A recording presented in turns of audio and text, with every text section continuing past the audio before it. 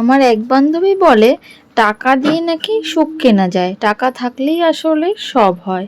কথাটা আমি প্রথমে বিশ্বাস না করলেও এখন কিন্তু আমি বিশ্বাস করতে শুরু করেছি।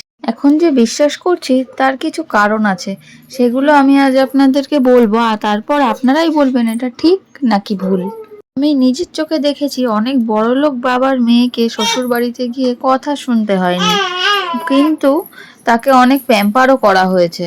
আমি দেখেছি অনেক বড়লোক প্রেমিকাকে খুশি করার জন্য তার প্রেমিক উঠে পড়ে লেগেছে, কত কিছুই না ভাবে তার প্রেমিকাকে খুশি করার জন্য, তাতে ভালোবাসা কান্নাকড়ি থাক চাই না থাক। কিন্তু যখনই একটা নিম্ন মধ্যবিত্ত বা মধ্যবিত্ত পরিবারের মেয়ে একটু সচ্ছল পরিবারে বিয়ে হয়ে আসে, তখনই তার ভাগ্য গণনা হয়। সবাই বলতে থাকে ভাগ্য ভালো তাই আমাদের পরিবারে ওর বিয়ে হয়েছে, নয়তো হয়তো বা ওদেরই মতো স্ট্যাটাসে কোনো এক পরিবারে বিয়ে হতো। কিন্তু ছেলেদের ক্ষেত্রে কিন্তু এমনটা কখনোই শোনা যায় না। আবার একটা নিম্ন মধ্যবিত্ত পরিবারের মেয়েকে খুশি করার জন্য তার প্রেমিক কখনোই ভাবে না যে কি করতে হবে, সবসময়ই সে ভাবে তার তো অন্য কোথাও যাওয়ার জায়গা নেই, তাই তাকে খুশি করার জন্য সে অত ভাবে না। এসব দেখে শুনে আমিও আজকাল বিশ্বাস করি যে টাকা থাকলেই সুখ কেনা যায়, টাকা দিয়ে পৃথিবীতে পাওয়া যায় না এমন কিছুই হয় না। যাই হোক, welcome back to my another blog. তো কেমন আছো তোমরা সবাই? আশা করছি সবাই খুব ভালো আছো, আমিও খুব ভালো আছি। তো আজকে আমি রান্না করছিলাম একটা সিম্পল ডিশ, যার জন্য এটা শেয়ার করার মতো কিছু নেই, তাই তোমাদের সাথে আগে একটু গল্পই করে নিলাম। তো এখন কি রান্না করছি বলো তো? আজকে তেমন কিছু রান্না করতে ইচ্ছা করছে না বলে ভাবলাম একটু মসুরের ডাল আছে ঘরে, সেটাকে সিদ্ধ করে নিই। তো সেটাকে আমি সিদ্ধ করে নিয়েছিলাম, তারপর সেটাকে আমি একটু ভালো করে ভেজে নিচ্ছি। কি দিয়ে?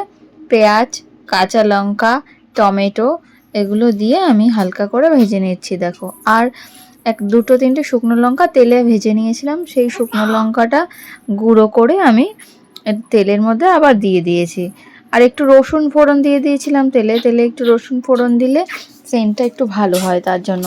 টমেটো দিলে তো সবসময় কালারফুল লাগে, দেখো টমেটোটা দেওয়ার পরে খুবই কালারফুল লাগছে, তাই টমেটোটা দিয়েই সবসময় রান্নাটা করার চেষ্টা করি।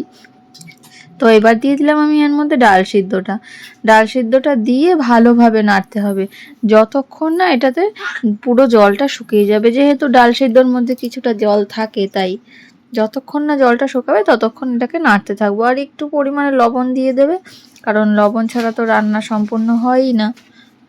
আর হ্যাঁ, এই রান্নাটা কিন্তু আমি সম্পূর্ণ সর্ষের তেলে করেছি, কারণ ডাল সিদ্ধ, আলু সিদ্ধ এই সমস্ত জিনিস তো একটু সর্ষের তেলেই ভালো লাগে।